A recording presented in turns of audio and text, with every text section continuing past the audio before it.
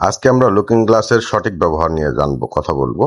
আমরা প্রায় দেখি রাস্তায় যে গাড়িগুলি চলে, বেশিরভাগ মধ্যেই দু একটা দেখা যায় যে তারা লুকিং গ্লাসের সঠিক ব্যবহার জানে না এবং লুকিং গ্লাস অফ করা তারা ওইভাবেই গাড়ি চালাইতেছে।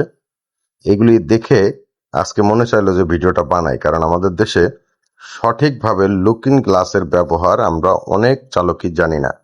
তো আমরা যদি বলা হয় যে লুকিং গ্লাসের মাপটা কি আমরা জানি, লুকিং গ্লাস যে আমরা সবাই যে যার মতো করে অ্যাডজাস্ট করে নেই, লুকিং গ্লাসের আসলে মাপটা কি, যে কত পার্সেন্ট গাড়িতে থাকবে, কত পার্সেন্ট রোডে থাকবে, আমরা কিন্তু আমি যতটুকু শিওর যে আমাদের শতকরা 90% চালক আমরা বলতে পারবো না। সো এটা কিন্তু বিআরটিএ, জাপান বা অন্যান্য দেশ যে গাড়ি যারা তৈরি করে তারা কিন্তু এটার একটা মাপ দিয়ে দিছে।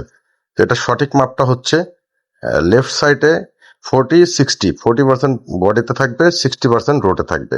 এবং যদি রাইট সাইডের কথা বলা হয়, রাইট সাইডও 40-60, কিন্তু আপনি চাইলে রাইট সাইডে 70-30 রাখতে পারেন। 30 আপনার বডিতে থাকবে এবং 70% রোডে থাকবে। তাহলে আপনি সঠিক মতো একটা লুকিং গ্লাসের মাপ বুঝতে পারবেন। আর আমরা প্রায় দেখি ওই যে বললাম যে লুকিং গ্লাস অফ করে গাড়ি চালায়, তারা হচ্ছে কেমন চালক আমি বলি, তারা কখনো লুকিং গ্লাসের ব্যবহার করে না। যেই জন্যে তারা লুকিং গ্লাস যখন বন্ধ থাকে তখন তাদের খেয়াল থাকে না, কারণ তারা তো লুকিং গ্লাসে তাকাই না, লুকিং গ্লাস ছাড়াই তারা গাড়ি চালায়।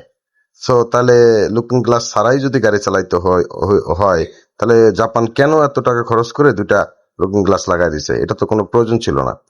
এটার অবশ্যই দরকার আছে বিদায়ী এটা দেওয়া হয়েছে, লুকিং গ্লাস দুটা দেওয়া হয়েছে। এটা পিছনের আপনি ব্যাক মিরর হিসাবে কাজ করে, পিছনে কি আছে না আছে এগুলি দেখার জন্যই আপনার দুটা চোখ আপনার লুকিং গ্লাস, এটা আপনার বুঝতে হবে। এবং লুকিং গ্লাসের কিন্তু আজকে মাপটা বলে দিলাম এবং কতক্ষণ পরে পরে লুকিং গ্লাসে তাকাবেন সেটাও বলে দেবো ইনশাল্লাহ।